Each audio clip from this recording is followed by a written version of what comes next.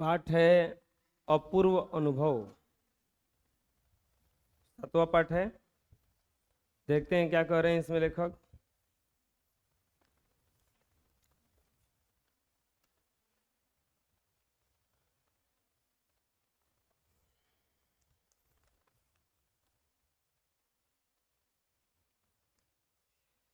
सभागार में शिविर लगाने के बाद तोतो चांद के लिए एक बड़ा साहस करने का दिन आया। इस दिन उसे यासुकी चांद से मिलना था। इस भेद का पता तो न तो तोतो चांद के माता पिता को था और न ही यासुकी चांद के। उसने यासुकी चांद को पेड़ पर चढ़ने का न्योता दिया था। दो गो कैरेक्टर इसमें है, एक तोतो चांद, एक यासुकी चांद। एक हैं तोतो चांद और दूसरे हैं यासुकी चांद। तोतो चांद ने बुलाया था यासुकी चांद को कि तुम आओ, हम तुम्हें पेड़ पर चढ़ने का मौका देंगे। तो मोई में हर एक बच्चा बाघ के एक एक पेड़ को अपने खुद के चढ़ने के लिए पेड़ मानता था। जापान में एक जगह है तोमोई। तोमोई में हर बच्चा अपने लिए को पेड़ चुन के रखा है। तोतो चांद का पेड़ मैदान के बाहरी हिस्से में कुहो बुत्सु जाने वाली सड़क के पास था। बड़ा सा पेड़ था। उसका उसका चढ़ने जाओ तो पैर फिसल फिसल जाता, पर ठीक से चढ़ने पर वह जमीन से कई 6 फीट की ऊंचाई पर द्विशाखा तक पहुंचा जा सकता था। तोतो चांद जो पेड़ था वो थोड़ा सा बड़ा पेड़ था, घना पेड़ था। 6 फीट की ऊंचाई पर उसमें अलग शाखा निकला था। मतलब यहाँ से यहाँ जाओगे तब एक दूसरा शाखा निकला है ताकि पकड़ सके उसको। बिल्कुल किसी झूले की आरामदेह जगह थी। तोतो चांद अक्सर खाने की छुट्टी के समय स्कूल के बाद ऊपर चढ़ी मिलती। तोतो चांद भी एक लड़की थी, तो भी वहाँ वहाँ होता क्या था ना, हर बच्चे को अलग अलग पेड़ था उस बाग में कि ये मेरा पेड़ है, ये मेरा पेड़ है, ये मेरा पेड़ है, और सब उसी से खेलता था। वहां से वह सामने दूर तक ऊपर आकाश को या नीचे सड़क को चलते लोगों को देखा करती थी। तो चांद हमेशा स्कूल में जब छुट्टी होता था, खाने के लिए टिफिन होता था, तो उसी पर बैठ जाती थी, वहीं पर खाना खाती थी, सबको देखती रहती थी। बच्चे पेड़ अपने अपने पेड़ को निजी संपत्ति मानते थे। किसी दूसरे के पेड़ पर चढ़ना हो तो पहले पूरी शिष्टता से माफ कीजिए क्या मैं अंदर आ जाऊं पूछना पड़ता था। हर बच्चों का अलग अलग पेड़ था और दूसरे के पास अगर पेड़ पे चढ़ना है, दूसरे के पेड़ पे, तो उसे परमिशन लेना पड़ता था।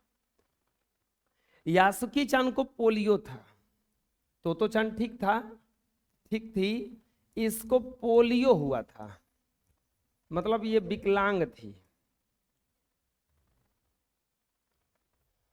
वह न किसी पेड़ पर चढ़ पाता था और न ही किसी पेड़ को निजी संपत्ति मानता था।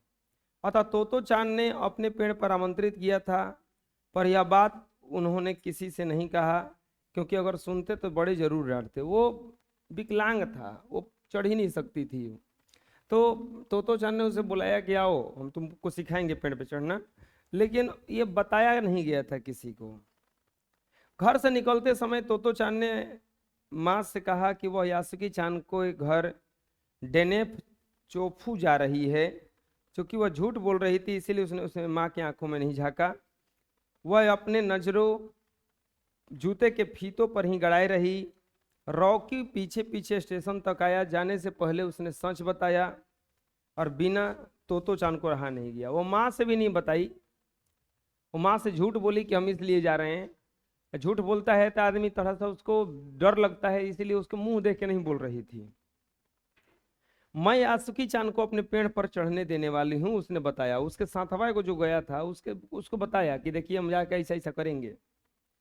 जब तो चांद स्कूल पहुंची तो रेल आसपास उसके गले के हवा तो रेल पास उसके गले के पास पास हवा में उड़ रहा था। यासुकी चांद ने उसे मैदान के क्यारियों के पास मिला। गर्मी की छुट्टियों के कारण सब कुछ सूना पड़ा था। यासुकी चांद उसे कुल जमा 1 ही बरस बड़ा था, पर वह तोतो चांद से बहुत बड़ा लगता था। तोतो चांद को वो अपने से बहुत बड़ा लगता था। जैसे ही यास्की चांद ने तोतो चांद को देखा, वो पैर घसीटता हुआ उसकी ओर बढ़ा और उसके हाथ अपनी चाल को स्थिर करने के लिए दोनों ओर फैले हुए थे। तोतो चांद उत्तेजित थी। आज दोनों कुछ ऐसा करने वाले हैं जिसका भेद किसी को पता नहीं था। वह उल्लास में ठिठिया कर हंसने लगी। यासुकी चांद भी हंसने लगी। अब ऐसा होने वाला था, जो विकलांग है, पेड़ पर उसको चढ़ाना है और इस बात का पता भी नहीं है, वो खुद से देखे कि चलाओ ना, तू आओ आओ ना, हम तुमको सरप्राइज देने वाले हैं, ठीक है। और सब लोग उसको मना किए हैं कि नहीं, ये सब नहीं करना है। वो बोले हम सरप्राइज देवे करेंगे, टेंशन क्या ले रहे हैं। तोतो चान यासुकी चान को अपने पेड़ पर ले गई और उसके बाद तुरंत चौकीदार के छप्पर की ओर भागी, जैसे उसने रात को ही तय कर लिया था। तोतो चान बोली कि चल पेड़ के पास ले चल गई। और चौकीदार जहां रहता था, वो दौड़ती दौड़ती पहले उधर गई और एक सीढ़ी घसीटती हुई लाई और रात के तय कर लिया था कि कैसे कैसे इसको हम पेड़ पे चढ़ाएंगे। उसने तने के सहारे ऐसा लगाया जिससे द्विशाखा तक पहुंच जा सके। वो लगाई ऐसे कि जहां से शाखा निकला था वहां पर पहुंच जा सके। ऐसा कुछ कैरेक्टर बना यहाँ पे कि ये पेड़ है,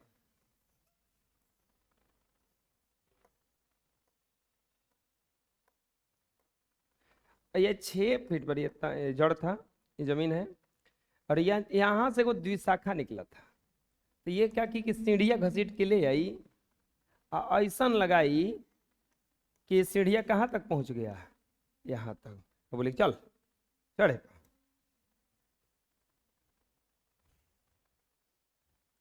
बोले कि वह कुर्सी से ऊपर चढ़ी और किनारा को पकड़ लिया। तब उसने पुकारा, ठीक है अब ऊपर चढ़ने की कोशिश करो।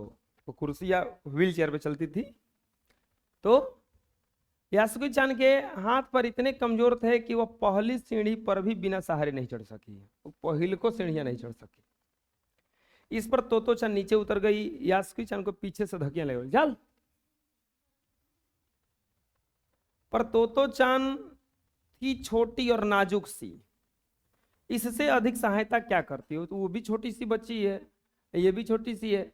अब दोनों चल चल ना होता है, छोटका लड़का खिला देता है, छोटका बचपन के ले भात खइबे, ले खो अकोच देता मुंह में।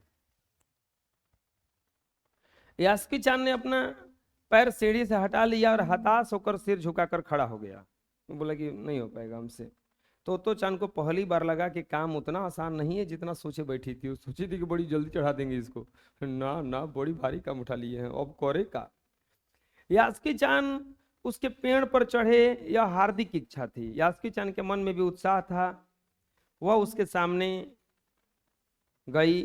उसका लटका चेहरा इतना उदास था कि तोतो चान हंसाने के लिए गाल फुलाकर तरह तरह के चेहरे बनाने पड़े। एकदम मुंह लटका कर बैठ सुनो, तो वो मुंह बना के हंसा रहा है उसको।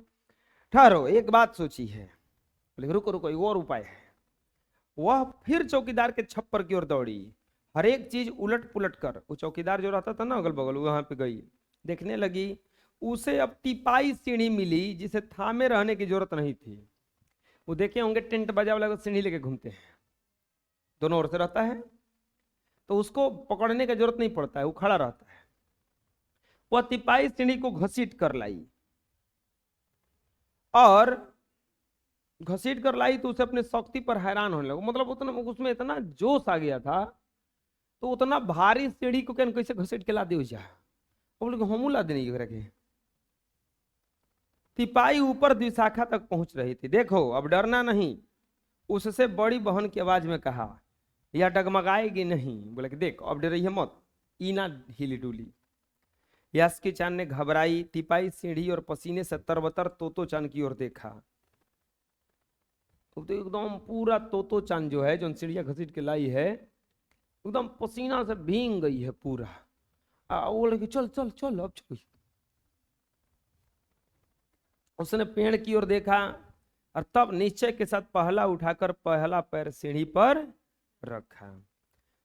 उन दोनों को यह बिल्कुल पता नहीं था कि यास्की चांद को ऊपर चढ़ने में लगा, वो कितना समय यास्की चांद को ऊपर चढ़ने में लगा। सूरज का ताप उन पर पड़ रहा था, पर दोनों का ध्यान यास्की चांद को ऊपर पहुंचने में रमा था। या तोतो चांद नीचे से एक एक पैर सीढ़ी पर धरने में मदद कर रही थी। तोतो चांद क्या कर रही थी कि उसका पैरवा रखवा रही थी कि रख, और वह अपने सिर से उसके पिछले हिस्से को स्थिर करती।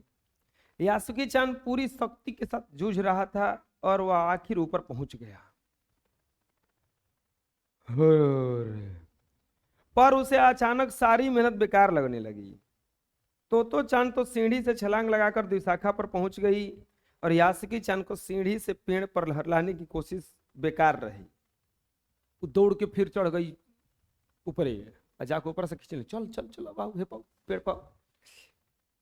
यासुकी चांद सीढ़ी थामे तोतो चांद की ओर ताकने लगा। तोतो चांद ने रुलाई छूटने को ही। अब तोतो चांद लगा कि रो देगी। अब उसने चाहा कि यासुकी चांद को अपने पर आमंत्रित कर तमाम नई चीजें दिखाए, पर रोई नहीं। उसे डर था कि उसके रोने पर यासुकी चांद भी रोना नहीं होता है कि कमवा छोटी सा बच्चा है, ये है नन्हा मुन्ना, और ऐसा मेहनत कर रहा है तो नहीं होता है, नहीं होता है तो रोने लगता है। अब देखे होंगे छोटकन लड़कन के चॉकलेट दोगे ना और ना फाटेगा तो रोने लगेगा, कस के चिल्लाएगा रोने के लिए, तो पता चल जाएगा बुझा गया काहे रोता है, फाड़ दी तो यासुकी चांद भी रो पड़ेगा। वो रोई नहीं कि हम रोएंगे तो इहो क्या करने लगेगी, रोने लगेगी। आदमी को रोता देख सबकी रोने लगता है। उसने यासुकी चांद को पोलियो से पिचकी और अकड़ी उंगलियों वाला हाथ अपने हाथ में थाम लिया। उसके हाथ से वह बड़ा था, उंगलियां भी लंबी थी। देर तक तोतो चांद उसका हाथ थामे रही, तब बोली, तुम लेट जाओ, मैं तुम्हें पेड़ पर खींचने की कोशिश करती हूँ। बोले तू ऐसा करो, सीढ़िया पर ऊपर आए तू रहता है, बोले वहीं पर तू ऐसे ऐसे ऐसे पसर जाओ, हम तुमको से खींच लेंगे, खींच के ऐसे बैठा लेंगे, ना तो दिक्कत होगा तो फिर हम लोग तीनों आदमी वो पर ढिमिला जाएंगे। कि वैसे पेड़ था तो खींचेंगे ऐसे, ना बैलेंस बनेगा तो हो इधर नीचे, बाकी जो तुम्हारा गर्दनिया है वो टूटेगा। अब हाथवा पैरवा तो खराब है, ये है यही ना होगा। उसी समय द्विशाखा पर तोतो चांद द्वारा यासुकी चांद को पेड़ की ओर खींचते समय कोई बड़ा देखता तो जरूर डर के मारे चीखता। उसे वे सच में जोखिम उठाते हुए दिखाई देते हैं। कोई देखता तो जरूर डांटता उन लोगों को कि क्या कर रहे हो रे, जिस हम कह रहे हैं ना कि कहीं ढिमला मत जाए। पर यासुकी चांद को तो तोतो चांद पर पूरा भरोसा था। यासुकी चांद जानती थी कि खींच लेगा, खींच लेगी। वो अभी खुद यासुकी चांद के लिए भारी खतरा उठा रही थी। अपने नन्हे नन्हे हाथों से वो पूरी ताकत से यासुकी चांद को खींचने लगी। बादल का एक बड़ा टुकड़ा बीच में छाया करके उनके कड़क धूप से बचा रहा था। वो कहावत है, यदि किसी चीज को आप शिद्दत से चाहो तो पूरी कायनात उसे मिलाने में मदद करती है। बादल भी बोला कि सूरज भगवान तने लेकर मेहनत कर रहा है, आप तने साइड हो जाइए, रुकिए हम आपको ढक दे रहे हैं। काफी मेहनत के बाद दोनों आमने सामने से पेड़ की द्विशाखा पर थे। दोनों पहुंच गए, जाके इस पर बैठ गए। पसीने से तरबतर अपने बालों को चेहरे से हटाते हुए तोतो चांद ने सामान से झुककर कहा, मेरे पेड़ पर तुम्हारा स्वागत है। यासुकी चांद डाल के सहारे खड़ा था, कुछ झिझकता हुआ मुस्कुराया। तब उसने पूछा, क्या मैं अंदर आ सकता हूं? क्योंकि बिना पूछे चढ़ना नहीं था पेड़ पे। उस दिन यासुकी चांद ने दुनिया की एक नई झलक देखी जिसे उसने कभी नहीं देखा था। तो ऐसा होता है पेड़ पर चढ़ना। यासुकी चांद ने खुश होते हुए कहा, चलो बड़ी बढ़िया लग रहा है रे। वह बड़ी देर तक पेड़ पर बैठे रहे, उधर उधर की गप्पे लड़ाते रहे। दोनों बैठ के खूब बक कर रहा है। मेरी बहन अमेरिका में है, उसने बताया है कि वहाँ एक चीज होती है, टेलीविजन। यासुकी चांद उमंग भरा बता रहा था। वह कहती है कि जब वह जापान में आ जाएगा तो हम घर बैठे बैठे सुमो कुश्ती देख सकेंगे। वह कहती है कि टेलीविजन एक डिब्बे जैसा होता है। बता रही थी कि हमारा जो बहन है ना, वो अमेरिका में रहती है। एगो कोनो चीज होता है टीवी, ओकरा में सब दिखाई देता है, ये टीवी है। तो चांद उस समय यह तो नहीं समझ पाई कि यासुकी चांद के लिए जो कहीं कुछ दूर तक चल सकता था, घर बैठे चीजों को देख लेने के क्या अर्थ होंगे। वह तो यही सोचती रही कि सुमो पहलवान के घर में रखे किसी डिब्बे में कैसे समाएंगे। सुमो पहलवान किसी घर में रखे किसी डिब्बे में कैसे समाएंगे। देखो तो बोल रही कि किसी डिब्बा के जैसा होता है टीवी। पहले टीवी आता था इतना बड़ा, जितना बड़ा स्क्रीन उतने बड़ा कर बॉडी रहता था, बड़का टेबल रखना पड़ता था। अब इतना बड़ा स्क्रीन के लिए हमको लगता है कि यहाँ से लेकर वहां तक टीवी रखना पड़ता है ना। समझ में आया? इतना बड़ा अगर स्क्रीन लेना हो तो यहाँ तक उसका बॉडी आ जाता था पीछे, यहाँ तक। तो लोग देखा ऐसा, इतना बड़ा स्क्रीन के लिए यहाँ तक, इतना बड़ा स्क्रीन के लिए तो कैमरा तक पहुंच जाएगा। पता चला कि हाथना दूर में टीवी रखल बा, एमे आई कैसे उती कुदर बजबे है। पता चल कि दीवार तोड़ के घुसावल गिल बकरा के। कुछ हो जाएगा तो बिगड़ेगा तो बनेगा कैसे वो। रोहित टांग लेगा उसको, टांग लेगा रे, कुछ ना। कहाँ थे हम? वो सोच रही थी कि बता रही है कि हाथी को टीबी है डिब्बा जैसन, में बड़का पहलवान कैसे घुसेगा। देखो आदमी टीवी खरीद के लाया घरे अपना, खुशी खुशी सब कुछ देख रहा था बैठ के, वो देख रहा था टीविया में फिल्म चल रहा था, उनमें लड़ाई झगड़ा होता है। तो लड़ाई होने लगा तो चिल्लाने लगा, अरे तोहनी के मन मसन ना मन मसन, देखो सन हमरा घर में लड़ाई मत करो सन तोहनी के। वो मान रहा है, इहो डंडा लाइल, ले डंडा धरेलो टीवी पर, हमरा घर में झगड़ा होई, हम घर में झगड़ा ना होके देम तो होने करो सन झगड़ा। जो हाल है। वो सोच रही थी कि सुमो पहलवान डिब्बा में कैसे, आकार तो बड़ा होता है पर उसे बात लुभावनी लगी। उन दिनों टेलीविजन के बारे में कोई नहीं जानता था, उन दिनों टीवी के बारे में कोई नहीं जानता था। पहले यास्की चांद ने ही तो चांद को उसके बारे में बताया। पेड़ गीत गा रहे थे और दोनों बहुत खुश थे। यास्की चांद के लिए पेड़ पर चढ़ने का पहला और अंतिम मौका था। यास्की चांद को ऐसा मौका फिर नहीं मिलेगा, क्योंकि इतना मेहनत थोड़े ना कोई कर पाएगा। ये था अपना पाठ। इसमें यह बात दिखाया गया है कि कोई भी चीज हिम्मत से बड़ा नहीं है। अगर हिम्मत किया जाए तो हर कुछ हो सकता है। एक विकलांग लड़की को पोलियो जिसको हुआ था, हाथ पर काम नहीं करते, उसको पेड़ पर चढ़ा दिया उसने। अब वो भी कोई बड़ा नहीं है कि ऐसा टांग के लेकर बैठा दिया है, वो भी दोनों छोटी छोटी है और दोनों खींच खींच के कसौंका कर दिया, उसको चढ़ा दिया। तो ये क्या कहा जाता है, हाइट मायने नहीं रखता है, जज्बा मायने रखता है। जज्बा समझ में आ रहा है ना? जज्बा मतलब होता है हिम्मत, शिद्दत। चलिए देखते हैं इसका क्वेश्चन आंसर। पहला क्वेश्चन आंसर है कि यास्की चांद को अपने पेड़ पर चढ़ाने के लिए तोतो चांद अथक प्रयास क्यों किया। यास्की चांद तोतो चांद का घनिष्ठ मित्र था। घनिष्ठ मतलब समझ में आता है, गहरा मित्र था, मतलब बहुत खतरनाक मित्र था। यास्की चांद को पोलियो हो गया था, जिसके कारण उसके हाथ पैर सही रूप से काम नहीं करते थे। पेड़ पर चढ़ना तो उसके लिए असंभव कार्य था। जापान के शहर तोमोए में हर बच्चे का एक निजी पेड़ था। वहां पे हर बच्चा एक पेड़ अपना बना के रखा था कि ये मेरा है, ये मेरा है, ये तुम्हारा है। लेकिन यास्की चांद ने अपनी शारीरिक असमर्थता के कारण किसी पेड़ को अपना नहीं बनाया था, लेकिन पेड़ पर चढ़ने की कामना बहुत थी। इसी कामना के कारण तोतो चांद ने उसे पेड़ पर चढ़ाने का अथक प्रयास किया। उसे बहुत मन था कि हम किसी पेड़ पर चढ़ें। वो किसी पेड़ पर नहीं बने क्योंकि पोलियो हुआ था, उसको विकलांग थी, वो पेड़ पर चढ़ नहीं पाएगी, इसीलिए वो कोई पेड़ पर चढ़ने के लिए कोशिशें नहीं करती थी। लेकिन तोतो चांद ने उसे पेड़ पर चढ़ाने का अथक प्रयास किया और उसके उस आशा को क्या किया, उसने पूरा किया। बात समझ में आ गया ना? अगला है कि दृढ़ निश्चय और अथक प्रयास से सफलता पाने के बाद तोतो चांद और यास्की चांद को अपूर्व अनुभव मिला। इन दोनों के अपूर्व अनुभव कुछ अलग अलग थे। दोनों में क्या अंतर रहे, लिखिए।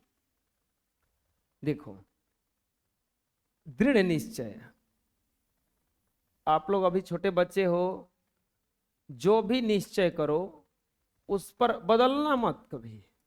जैसे ये मन है कि हम बड़ा होकर ये बनेंगे, तो आप बदलो मत।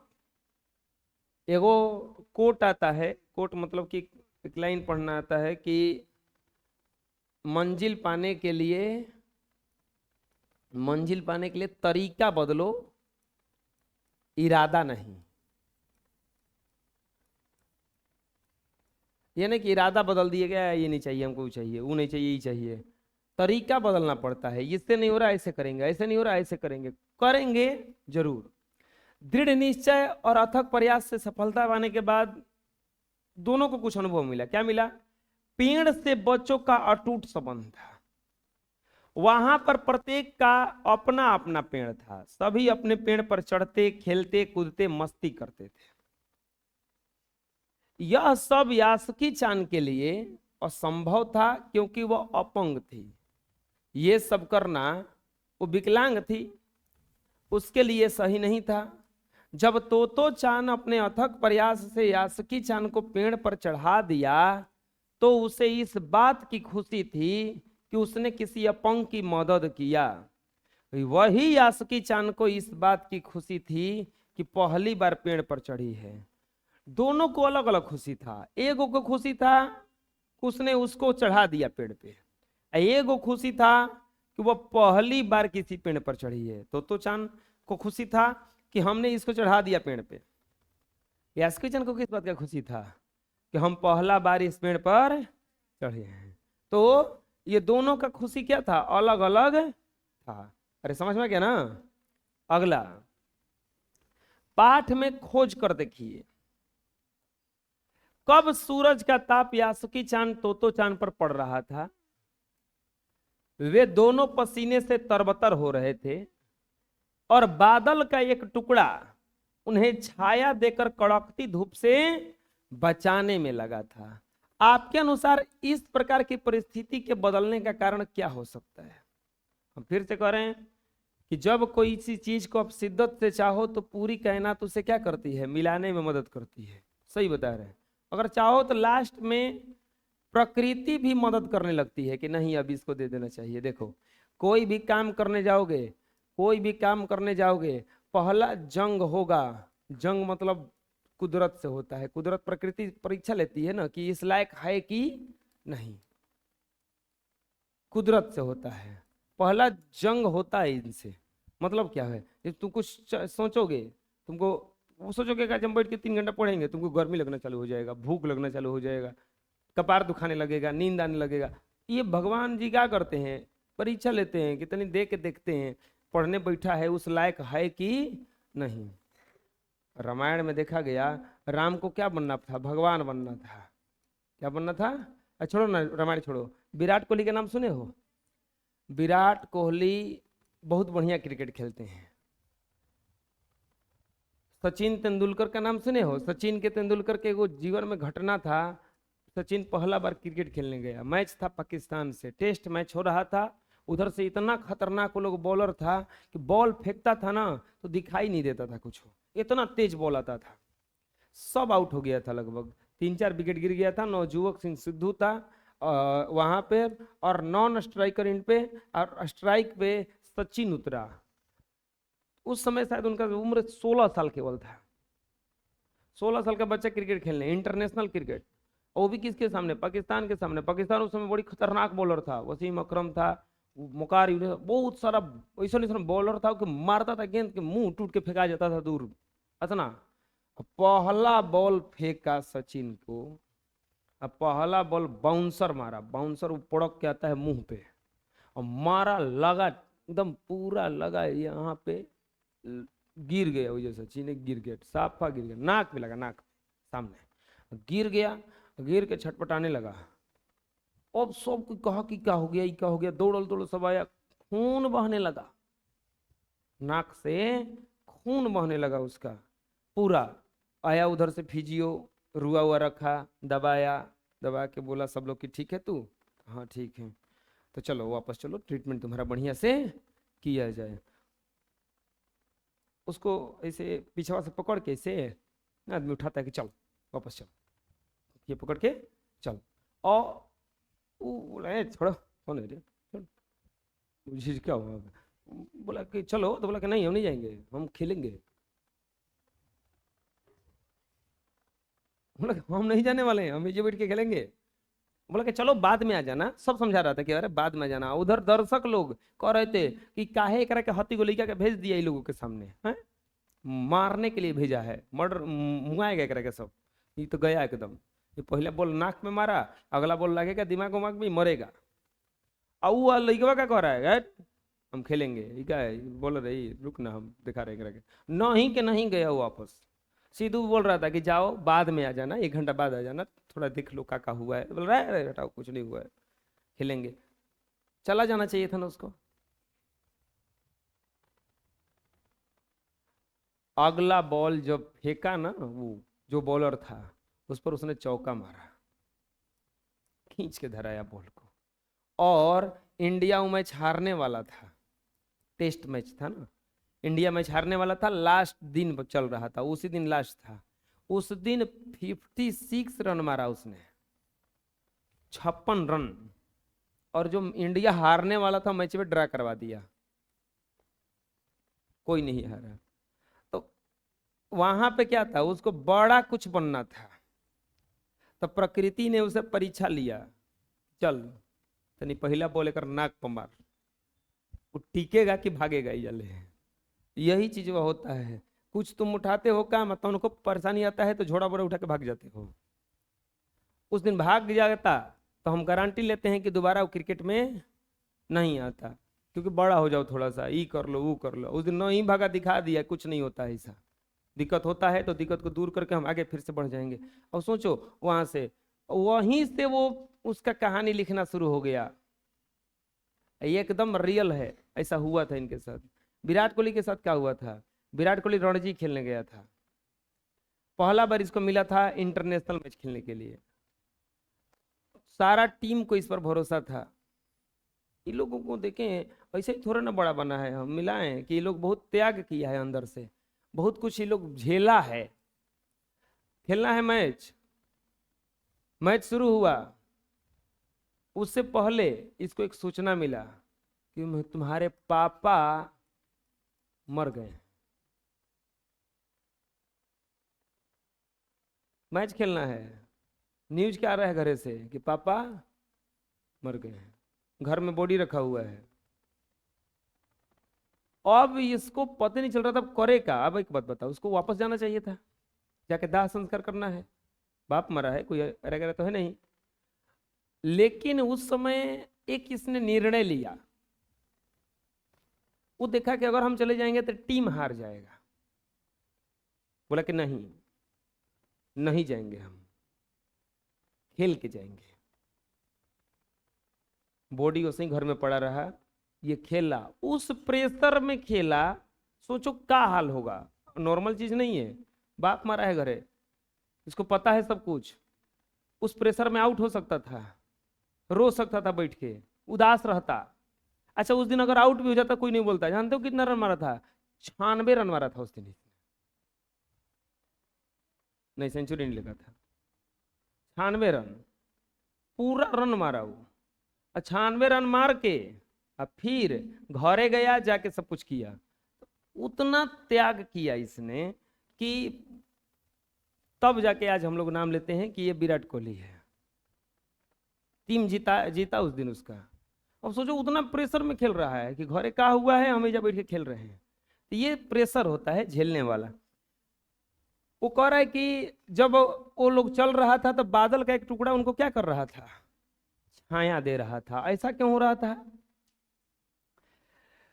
तो चंद तिपाही छिड़कर लाई थी, वो अथक प्रयास से ऊपर चढ़ाने का प्रयास करने लगी थी, तो दोनों सूर्य के ताप में पसीने में क्या हो रहे थे, तरबतर हो रहे थे। यास्की चांद पेड़ पर चढ़ गई और द्विशाखा पर बैठाने के लिए तोतो चांद उसे नन्हे नन्हे हाथों से क्या कर रही थी, खींच रही थी। उसी समय बादल का एक टुकड़ा बीच बीच में छाया करके उन्हें कड़कती धूप से क्या कर रहा था, बचा रहा था। मेरे अनुसार परिस्थिति बदलने का कारण यह हो सकता था कि तोतो चांद के अपने मित्र की खुशी प्रदान करने के कार्य से प्रकृति भी खुश होकर उन्हें क्या कर रही थी, सुख प्रदान कर रही थी। नेचर भी, प्रकृति भी खुश थी कि बढ़िया काम कर रहा है, चलो इसको थोड़ा आराम किया जाए।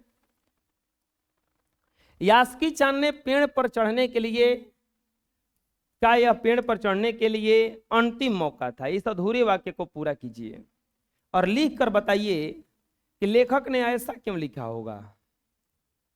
उसको बताया गया कि यह अंतिम मौका है, अगर नहीं चढ़ी तो फिर कभी नहीं चढ़ेगी।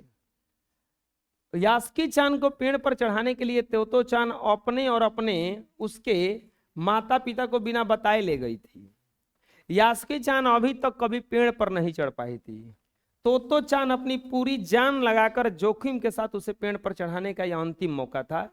इसीलिए दोनों उसे पेड़ पर चढ़ाने के लिए इतना मेहनत और जोखिम शायद कोई उठा पाए। मतलब ये सोचो, जितना मेहनत तोतो चान किया उसको पेड़ पर चढ़ाने के लिए, उतना मेहनत कोई कर भी नहीं करेगा। डराएगा कि गिर जाएगी, लेकिन वो नहीं मानी और पेड़ पर चढ़ाने के लिए क्या किया, बहुत मेहनत किया और जोखिम उठाया। बात समझ में आ गया ना। इस तरह से ये जो एक्सरसाइज 7 है खत्म हो गया।